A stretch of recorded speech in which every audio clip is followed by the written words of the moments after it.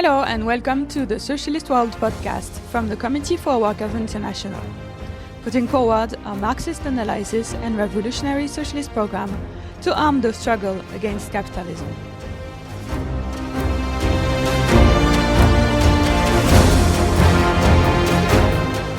Hello and welcome to Socialist World, the podcast, brought to you by the Committee for Workers International. My name is Sean Figg, and today joined again by Bob Labi from the CWI's International Secretariat. Hello. Okay, today we'll be discussing the war on Iran again, the US imperialism and the Israeli regime's war in the Middle East. Now, I'll say right at the start that we're recording this at 3:30 p.m. approximately on Tuesday, the 24th of March. Now, I say that because even by the time that we finish recording this podcast, the situation may well have changed again in the Middle East. Events have been unfolding very rapidly. Now, today's podcast, we plan to discuss more on the question of a revolutionary, a Marxist, a socialist program in the Middle East and for the international anti-war movement. But before we come to that, I think we should just make a few points on the latest developments since the last Socialist World podcast. So the situation's been fast moving, even since yesterday, with Trump now retreating, it seems, from his 48-hour ultimatum. What points would you make on the latest developments, Bob? Well, as you said, they're extremely fast moving. But I think the essential questions are, first of all, that this adventure, so to speak, of the US imperialism, or rather the Trump clique, and the Israeli government itself, has not worked out the way they planned. They clearly thought that they were going to get a quick military victory, that the sheer scale of the attack on Iran would either cause the regime to collapse or a split in the regime, and they could make some kind of deal. And it's absolutely clear that this has not taken place. Originally, Trump was talking about fighting for 8 days. Well, it's gone way beyond that at the present time. And also, what they totally miscalculated was the international effects of this war. The fact that it poses very sharply the question of the possibility of severe economic dislocation, the question of the production of food could be affected because of the shortage of fertilizers, because of the what has happened to supply. So we have a situation when it's not simply just, if you like, higher interest rates which are threatened and economic disruption, but people could be facing extreme difficulty in being able to afford to eat at a time because of the effect of this crisis, and which has been caused by this war. At the same time, Trump and the gang around him didn't think that Iran would try and close off the Strait of Hormuz. And that's precisely what they've done. And by the way, that's not accidental.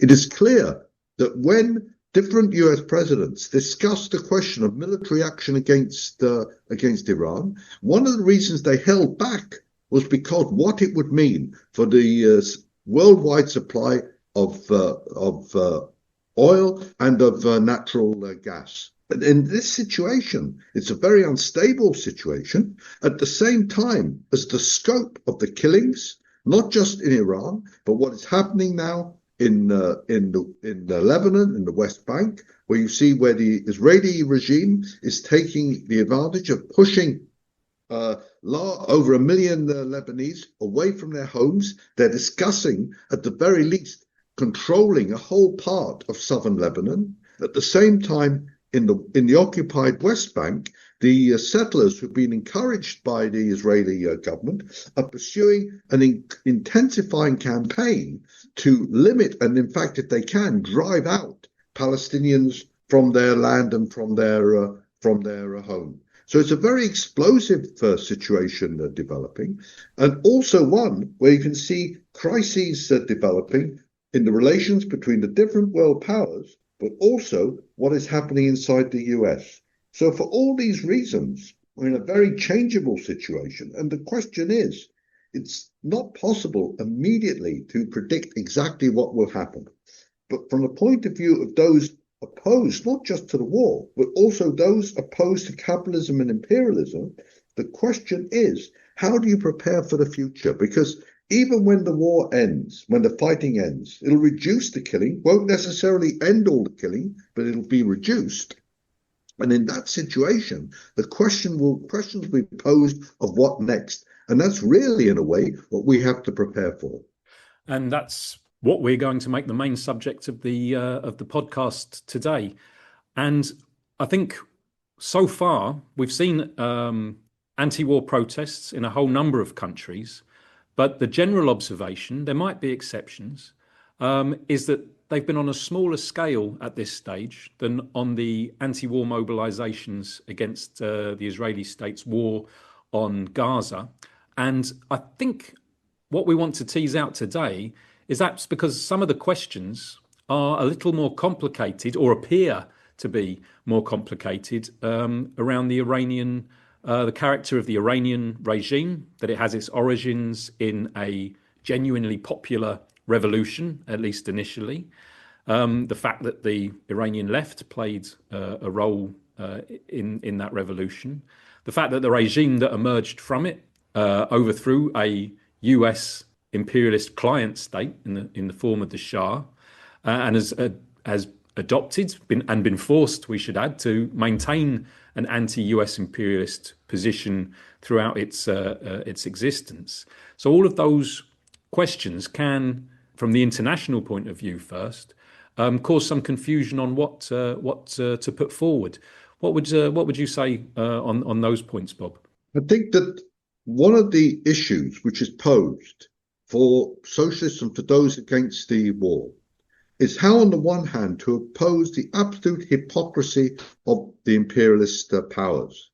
We see that again and again, whether it be the support of the Western powers, and also, let's be clear, China, Russia, for the political regimes in the area of Saudi Arabia, the UAE, etc., where you have in Saudi Arabia a regime which doesn't even pretend to have formal democracy. There is no formal democracy inside Saudi Arabia. They are run on the feudal lines of an absolute monarch, or in this case, the ill monarch and his powerful crown prince.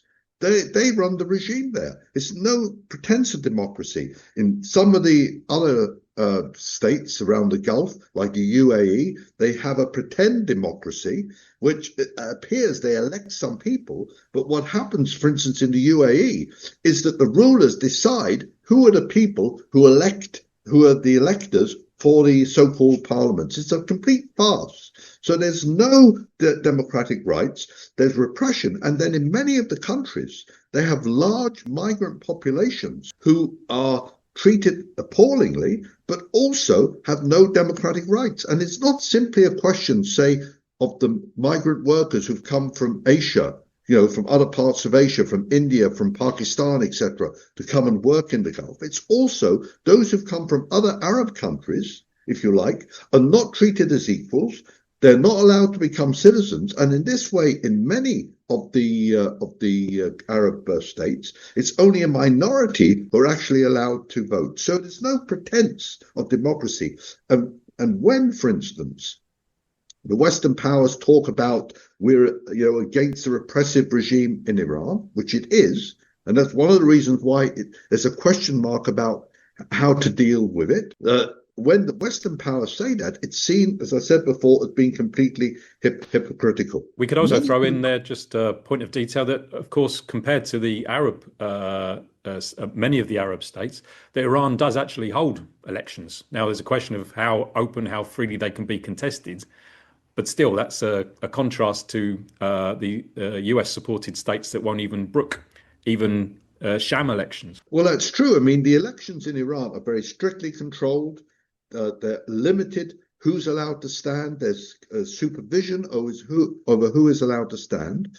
But the elections in Iran, they do indicate, if you like, some of the processes in society, and in recent years have indicated the relative unpopularity of the regime, had often minority support in the elections. Not that, whether it be in terms of low turnouts or also, like in some of the elections, a high number of spoiled voting papers as people went to vote, but then spoiled the voting papers in order to demonstrate their opposition to the regime or simply their frustration that they don't have a free choice of candidates. Yeah. But at the same time as allowing these sort of elections, so to speak, the Iranian regime is also quite brutally repressive when necessary. And we saw that earlier this year in the protests which came about in regard to the increase in fuel prices and the general development of inflation. And we've seen it before in recent years, where movements have taken place on the question, for instance, particularly of fuel prices and inflation, which have been met with quite brutal repression.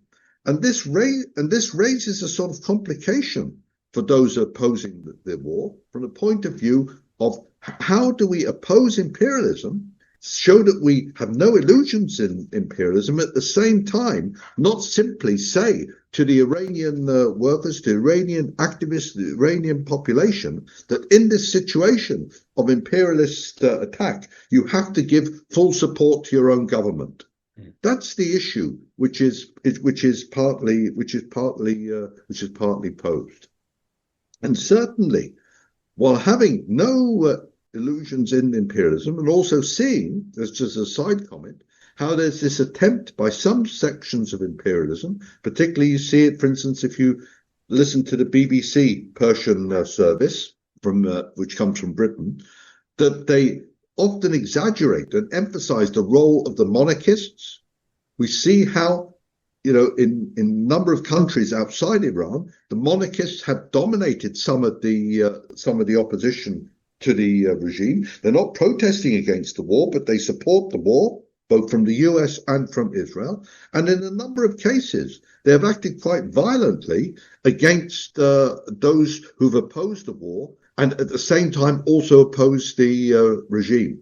And that is a warning, if you like, of what could happen if the monarchists were, if you like, able to build a force and actually come to power in Iran, which I personally think is unlikely, although it cannot be ruled out. But if they came to power, they would have a regime which would be very clearly, obviously pro-capitalist, but also would have quite a brutal attitude to any form of dissent. It's clear that despite talking about democracy, they would, in fact, not be democratic at all. Absolutely. The point you raised just now is that for some, especially for some sections of the left internationally, there can be almost a feeling that they're suffering from amnesia about the high intensity insurrectionary almost protests that were taking place towards the end of last year and earlier this year, directed firmly against the regime, demanding democratic rights for the fall of the regime and so on. Much of the support that would have been shown for that protest or movement being put at the bottom of the drawer, put back in the desk to oppose US imperialism once or to support the regime which is opposing US imperialism once the attack was made. Now, we don't share that approach. We think it's entirely possible to be consistently in support of the Iranian working class, the Iranian masses, support their struggle against the regime, but also to oppose US imperialism and imperialist intervention in the Middle East in general.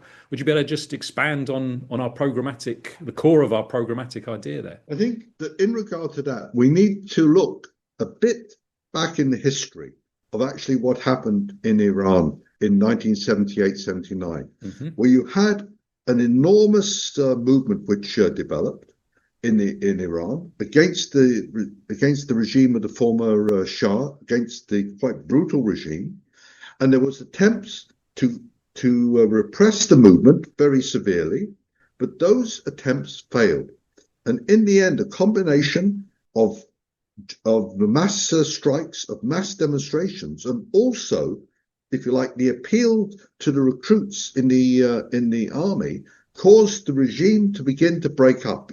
And then we saw at the beginning of 1979, the victory of the movement against the Shah. And in all revolutionary movements and in all revolutionary events, you can see within them struggles breaking out over what should be the direction of that revolution, or if a regime's overthrown, what should replace it. And these struggles are important things to prepare for, because we saw, if you like, that initially in Iran, the movement was based against the oppression of the Shah, against the corruption of the elite, for, if you like, a more equal society. Sometimes, it was expressed in the terms that the Islamic Republic should be a republic for the poor, etc. This was, if you like, the feeling from below. But that feeling, while existing, didn't have a clear, wasn't pulled together. It didn't have a clear shape to it, a clear direction as to what should be done. And instead, you saw that the Islamists around Khomeini at the time, where Khomeini had been built into a figurehead of the movement, and he used that position of immense popularity to rapidly begin to, if you like, establish control over the situation, establish control over the movement, and then to start to reconstruct how society was built. Now, obviously, the question of the reconstruction would be important in any revolution, but the question is, who does it, how is it discussed, and in whose interest is it carried out? And in reality, for the regime, despite the fact that they still to this day proclaim themselves as being revolutionary, hence the name of the Revolutionary Guards, etc. They still talk about the revolution. At the same time, everything is controlled, and from the beginning of the, if you like, after the overthrow of the Shah, there was only increasingly limited democratic discussion as to what should be actually done. There was a limited if you like, organization from below, because from the beginning, the network of religious institutions was used to control and to, if you like, pull together the movement which was taking place, pulled together into constructing a regime which was effectively run by the religious elite.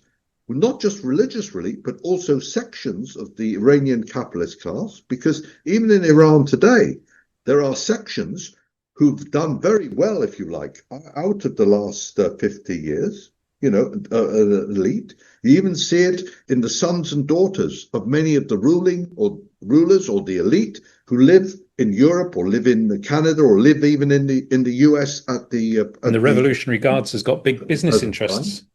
Exactly as Sean just said, the Revolutionary Guards themselves control a large part of the Iranian economy at the present time, and so therefore, in that situation, we can say in a way that the Islamic regime represented to a certain extent a counter-revolution, not in the sense of wanting to restore the Shah, but if you like, to prevent a movement against capitalism, prevent the development of a genuine democratically run, democratically controlled society. So that's the situation. But that doesn't mean that we, as I said before, it doesn't mean in any way of giving any support to the imperialist attack which is taking place at the present time. In a sense, to pause or to postpone criticism of the Iranian regime, or independent action within Iran against the regime, sounds like that would be to repeat some of the mistakes of history from the '79 revolution. Am I right in thinking that the Communist Party of Iran, the way that it theorized the revolution, played into the hands of the theocracy assuming control of the revolutionary process? They did at that time. I mean, it's a bit different with them today, because at that time they had a certain influence, which was a certain historic influence. And their strategy was, if you like, that because there'd been a step forward of overthrowing the Shah, overthrowing the monarchy, because from the beginning, if you like, the Iranian regime came into collision with imperialism.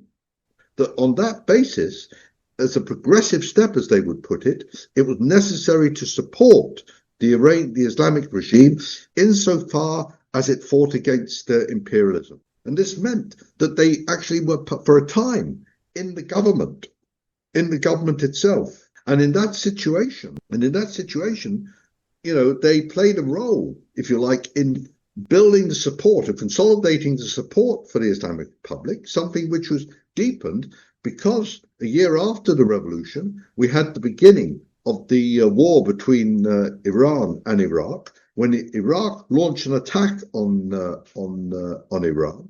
And this Iraqi attack was supported by the Western imperialist powers.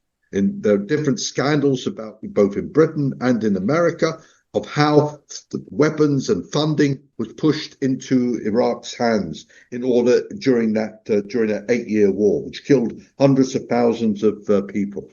And so in that situation of war, the leaders of the Islamic Republic raised the question that anybody who criticized the regime was playing into the hands of the Iraqi enemy. They used it to consolidate their position.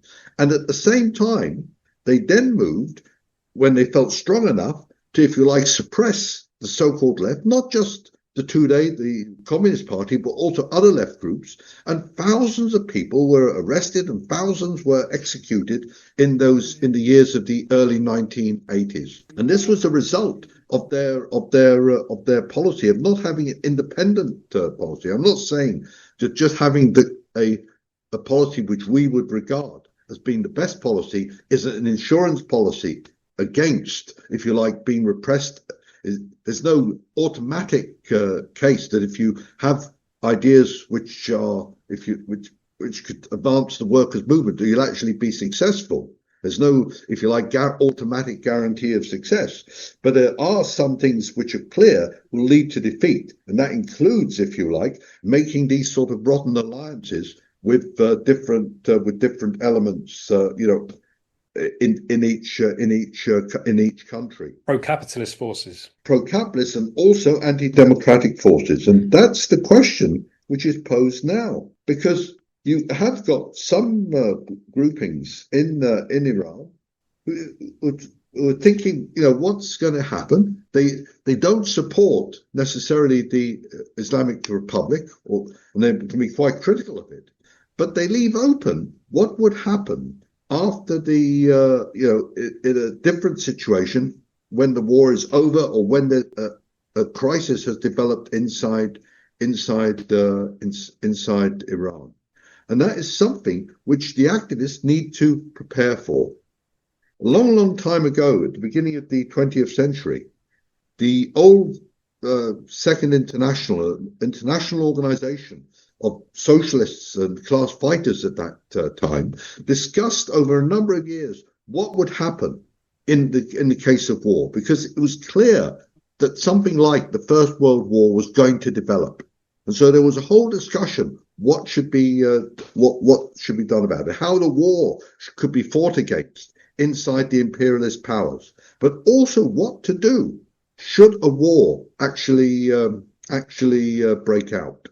And they made the point that the likelihood is that war would lead to that the war itself would result at a certain point in social crisis, in demands for change, and they argued that the socialist parties at that stage, which were often were genuine socialist parties, some of which regarded themselves as being revolutionary parties, that they needed to prepare for that period. And I think, in one sense, in Iran today, that is one of the questions which is posed. Absolutely. From all accounts, at this moment in time in Iran, it is an extremely difficult situation. Many people in the big cities are just determined to survive, are worried how can they survive, whether it be the threat of the bombing by the US and the Israelis, or whether it be the question of the development of inflation, of the difficulties of getting food, and all the other issues. There's a struggle to survive. And sometimes they're just people staying, if you like, in one place, fearing to go out, that they could get killed by a bomb strike or something else actually happening. It's also very difficult at this moment in much of Iran to make any general political activities, partly because of the difficulty of the physical situation, and also because the regime have got the position that anyone who criticizes the regime is an enemy agent and therefore should be shot, and therefore should be executed. And therefore, we had just a few days ago, 3 executions of people who'd been involved in the protests earlier this year. And those executions, which were publicized, I think one of them was actually a public execution, was aimed at striking fear into people, that people would think they can't do anything. So at this moment, it's a difficult situation. But sooner or later, the situation will begin to open up. And that's what, if you like, the activists need to prepare for as much as they can. Prepare for not just physically, but also in terms of ideas and program. I think the historical point that analogies that you drew there are very important. Just maybe to just dwell on another moment or so. I mean, the first point actually is we can say then that the imperialist intervention, the attack of the US and Israeli ruling classes or the sections of them in government, has cut across the protest movement, has had a suppressing effect on the mass movement in Iran. But you didn't use the phrase, but everything you said was heading towards it. But war can be the midwife for revolution, which is something we commonly say in the CWI. And so those processes amongst the Iranian working class, the Iranian masses, would still be developing. And the question is preparing for the day after, if you like. Although even then, we have to qualify myself, because of course, in the midst of World War One, I believe it was the Zimmerwald conference that the Bolshevik Party from Russia, led by Lenin at that stage, with handfuls of others who had opposed the imperialist slaughter that had developed, met together to take a principled anti-war position. And I think, was it Trotsky who made the observation that the genuine revolutionists at that point in 1915, you'll know the exact date, I'm sure, Bob, could be fitted into 2 stagecoaches. But of course, just 2 or 3 years later, the impact of the war within Russia, the privations, the lack of bread, most fundamentally, led to the outbreak of protests that ultimately led to the toppling of the then Tsarist regime in the midst of the imperialist war. So those processes can be accelerated. Definitely inside wars itself, but also what happens after the war. Because after the war, for instance, the questions of reconstruction and other things come up, but also it won't go away. The issues about democratic rights, how society is run, in whose benefit, in other words, about the system itself. And the war can sharpen those questions. And that is really the issues which will come up. I mean, there's also the issue, of how, in general, of how to fight imperialism, which the Iranian regime is not in a position to do so, because it's not. That's not its ideology. It's not what it actually does. And if you think about it, the question of appealing to the masses of the surrounding countries, none of whom have got democratic rights, many of whom face economic and social issues, the question of appealing to them to support the struggle against imperialism, but also against their own regimes, their own corrupt regimes. But also, there's the issue of how do you go wider than just the Arab countries or the countries of West Asia. And I'll just throw in there, how do you go wider finish developing that point, that the Iranian regime, of course, is even more incapable of appealing to the neighbouring countries, because it makes its appeal, tries to organise on the basis of a particular branch of Islam, which would have very limited appeal to the masses in the Sunni countries or Sunni majority countries. That's true, and it's also true that the religious appeal has an effect, but it's not automatic. It didn't have an effect during the war between Iran and Iraq. It didn't have an effect there, even though Iraq was predominantly a Shia country at that stage. But if you look what's happening now, you've got a situation where in most countries around the world, it seems to be there's opposition to this war, and that includes the US. It's the first time in US history that the US has gone into a war where from the beginning, the majority of the population are against that war. And that is tremendously significant. But the Islamic regime cannot make any appeal to the majority of the US population who are against the war. It would actually take a different type of appeal to argue in whose interest is this war being waged. What about the huge amounts of money and resources which are going to be used in this war? The fact that, for instance, in the last few days, the U.S. military have demanded an extra $200 billion in funding for the next period. The fact that the speculators make huge amounts of money out of this war, and the shortages of oil, of fertilizer, of natural gas, etc.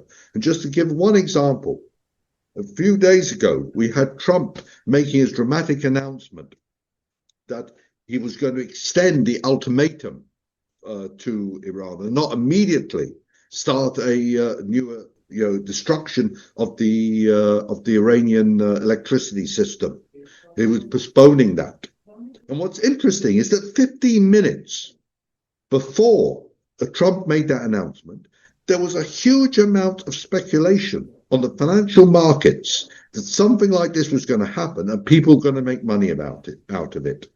In 15 minutes, a total of $580 million, that's $500 million, was waged in bets that Trump would do this and they'd make money out of it. And the point was, it wasn't an abstract bet. Obviously, some people knew what was happening and they took the opportunity to make money. So nothing to do, is simply exploiting the war, simply exploiting all those people who are suffering from the war. And that sums up the rottenness of the capitalist system internationally, and how all of them just look at something like war, partly a struggle for power, but also can you make money out of it as well. And these sort of things could all be used, if you like, not by an Islamic regime, but by a workers' regime, in order to, if you like, appeal to the populations in the rest of the world to try and undermine this attack by imperialism. That would have to be the basis of an appeal, and also an appeal, if you like, to the Israeli population to break from their leaders who are just keeping them in a trap of where they're faced with one war after another, and make an offer to the Israeli population to undermine, if you like, the support that the war has in that one country. We understand the reasons why. It's because of the past, but it's the only country where there's overwhelming support for the war at the present time. And so, in that sense, the question, of preparing for when there is a break in the situation in Iran, when one way or another that the possibilities open up to develop activities of working people in Iran, to redevelop, if you like, the workplace activities which have struggled in the past, and the struggles for democratic rights, etc., and the whole question of who is running the country. And that will be posed as soon as there is a break in this situation, whether the regime actually is overthrown by a movement at some stage, or whether there's some kind of split or division in the regime, which creates openings for the movement. And in that situation, what would be important would be to, if you like, learn the lessons of past revolutions, not just in Iran, but also internationally, of the constructing an independent movement of working people, of youth, of those who want fundamental change. Construct the independent movement, which, if you like, is prepared to fight shoulder to shoulder with other forces on questions about democratic rights and against repression, but is not prepared to share in government with any groupings which are in favor of capitalism, to oppose the attempt to restore the monarchy, not just because it's an archaic, ridiculous situation. I mean, the so-called the monarchists today in Iran aren't even real monarchists. The grandfather of the so-called crown prince was a military leader who overthrew a previous emperor or previous king in Iran, and then later declared himself king. It's not even a traditional monarchy. But the point is that the whole basis of what they're aiming for is not just capitalism, but also their own dynastic control. And so these sort of questions are key, and it's the need to both discuss them and then from the point of view of how to build a movement. Because certainly after this experience, the Iranian people will be faced with a question, like in other countries as well, like in Lebanon and other countries, of how to rebuild the country. On what basis can it be rebuilt? How can it be rebuilt? The question of breaking with capitalism, and in that sense, having also an internationalist perspective. Because the other thing about this war, that's the final point I'll make, the other thing about this war is it's shown, if you like, the vulnerability of the world capitalist system. It's shown the vulnerability. The fact, on the one hand, that there's tremendous potential being shown in the recent developments, in science and technology, huge possibilities there are. But these are not being realized for the majority of the population because of the character of capitalism. And from this point of view, we can see there's a potential for a different society. And the question is of building a movement which not just is against war, but against the sources of war. Because let's remember, one of the reasons why Trump and his faction launched this war wasn't simple hostility to the leadership of the Islamic Republic, because it's not a question that they can be quite happy with the rulers of Saudi Arabia, as sort of Islamic monarchy rather than Islamic Republic. But from the point of view of defending the interests of US imperialism, trying to ensure that no other power develops a stronger position than US imperialism in Western Asia, to limit the impact of China, to make sure that even their rivals in Europe, the European capitalists, don't have so much a say in what goes on in that area. And so we see how this war is actually caused by, if you like, the conflicting interests between the different imperialist powers, and which means, by the way, that in the way in which society is developing at the present time, this won't be the only war. What's happened, if you like, in Iran has overshadowed the war which has broken out between Pakistan and Afghanistan. It's overshadowed the wars which are taking place in different parts of Africa, whether it be Sudan or in the eastern parts of the Democratic Republic of the Congo. And what we see is a system which is in crisis, and which needs to be changed. Absolutely, Bob. I think for us in the CWI, a genuinely anti-imperialist position can only be an independent class position based on an independent class appeal around the world in opposition to war, to the US working class, to the Israeli working class, to settle matters with their own ruling classes, to assist bringing an end to these conflicts.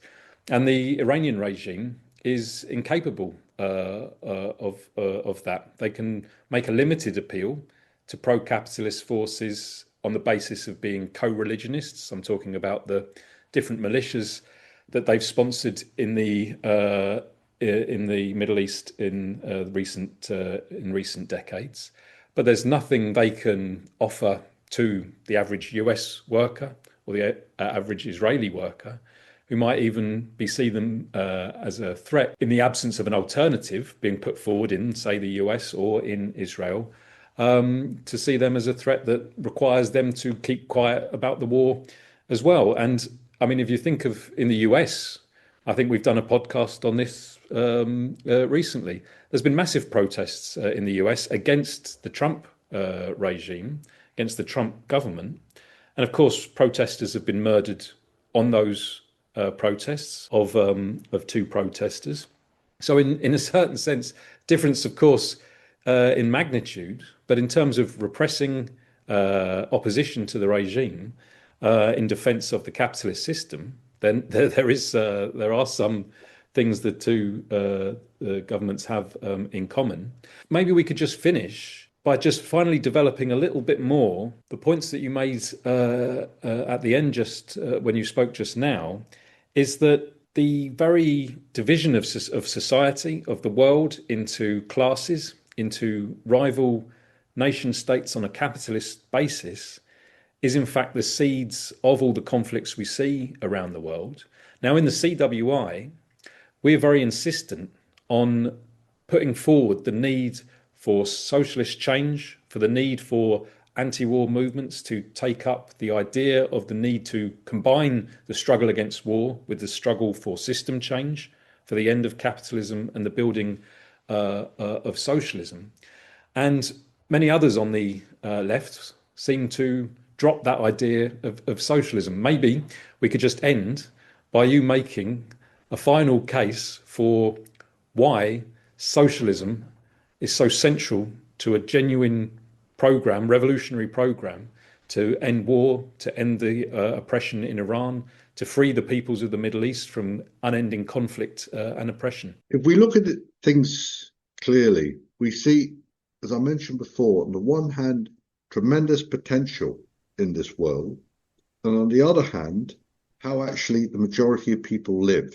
Not just those who are in poverty at the present time, but also those who may be relatively okay, but feel threatened about what's happening to them now, and even feel threatened what the future holds for their children. There is no security at the present time, and it's partly shown, by this drive towards rearmament and militarization in country after country at the in many parts of the world. And when we look at it, we can see that one of the roots of the crises in the world is the immense shortages, the scarcities which develop, either real scarcities, things which are simply not available, or things which are simply too expensive for the vast majority to actually enjoy. And in that situation, you get all sorts of conflicts which develop, and at the same time, there's a tremendous, if you like, waste of life. The people aren't living the lives which they could actually enjoy. And if we look at it from a world scale at this minute, as I mentioned a bit earlier, there's been tremendous developments of science and technology. In recent period, we've seen this development of globalization, which has been, if you like, run in the interest of the big capitalists, of the big companies. But it also shows something else. If you looked at what happens inside these big companies, they organize production on a world scale. They organize distribution on a world scale. Yes, I know it's often on the basis of cheap labor. That's something that we oppose, but we're talking about the technology. The technology is there. There is no reason why in the world everyone can't have clean drinking water. There can't be sanitation. There can't be electricity. We can discuss how electricity should be generated, but it's possible to generate it. And so you've got some of these basic issues. There's no technological reason why people can't live in good housing. All of these things are blocked off by the fact that whether it be the globalized companies or the individual states themselves, they run on the basis of profit, of private profit. That's the essence of capitalism. Production isn't for what people need, it's for profit. Yes, sometimes the state has had to step in because of pressure from below, demanding, we want a health service, we want a decent education system. And sometimes those have been won, but they're not permanent. We see in country after country attempts either to cut back on these sort of publicly owned services, or where they're absolutely necessary, to privatize them to allow individual capitalists to make money out of them. We see that obviously in the United States with their health system, which is run for private profit, has a huge cost the United States a huge amount of their income. At the same time, does not have full benefit for all the U.S. population. And so we argue it's not that the knowledge isn't there at the present time. It is there. And obviously there'll be new inventions, new discoveries in the future. But the question is of breaking the grip of profit. And if you can break the grip of profit, and if production can be for need, and it can be democratically organized, that will begin not just transform life, but also people as well. The fear of the future would be by and large removed. Or certainly the fear of scarcity, of poverty, of a bad life in the future, that would be removed. It would transform the human experience, the human life. And that's really what we're arguing for. Yes, democratic rights are key, because we need to have democratic rights to be able to organize and to fight. We need to have a clear program of what needs to be done, of how the economy could be planned, instead of global planning, if you like, for the interests of the few, of the profiteers at the top. It'll be planning democratically controlled in the interests of the majority of the population. That's the vision we try and put forward. And without that fundamental change, that is the reason why we see not just wars, which are horrible, obviously, but also the oppression in different regimes, in different countries, where the ruling elites feel threatened by their own population. And that's what we're aiming to change. And the final point I make is that we've seen it again and again in all the decades of recent history and in the last few years, movements of the population demanding change, rejection of the old order. There's a tremendous mood of rejection. Even Trump partly represents a rejection by a section of the US of what had been happening in the US. But the question is of giving, if you like, that mood of rejection, and we want change, giving that a direction which actually answers the need. And that means, as far as we're concerned, the fighting for a socialist alternative. Because if that builds support and is then able to begin to transform the world, that's the fundamental change we need. Thank you, Bob. I think on that extremely positive note, we can wrap up the discussion. So war is endemic to capitalism. It will continue in different forms as long as capitalism continues to exist. We need to build the anti-war movement, but we need to build the workers' movement, an independent class-based movement internationally in every country that fights against capitalism and for socialism. We need to support the independent organization of the working class in Iran, support the idea of building class-based links across the region to struggle against the Iranian regime, the Israeli regime, and all the oppressive regimes that exist in the region, with the vision of the socialist future that you've described so well there. Okay, well, I think we will be returning to the questions posed today and discussed today in future podcasts. We encourage everyone to return.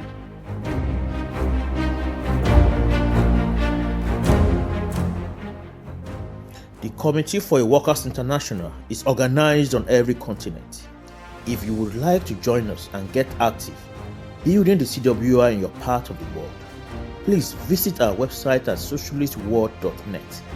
Here you can also subscribe to our weekly email newsletter and support our work by making a donation.